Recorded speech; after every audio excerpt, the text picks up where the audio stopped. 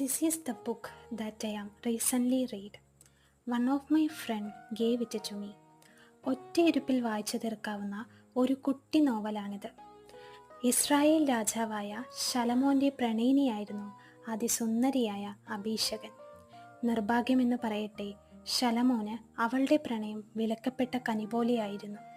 അതനുഭവിക്കാൻ മരണശൈലിയിലും അവനാവുന്നില്ല. പ്രണയിനിയെ നഷ്ടപ്പെട്ട് 30 വർഷങ്ങൾക്കിപ്പുറവും തൻ്റെ ശൂന്യകാരത്തി പെൺകുട്ടി തിരികെ വരാൻ അവൻ ആഗ്രഹിക്കുന്നു. രാജാവായിരുന്നിട്ടും ഏത് സ്ത്രീയിലും അവൻ അബീശകനെ കാണാൻ കഴിഞ്ഞില്ല. രാജാധികാരവും കുടുംബവുമായിരുന്നു തൻ്റെ പ്രണയത്തിനെതിരായി നിന്നത്.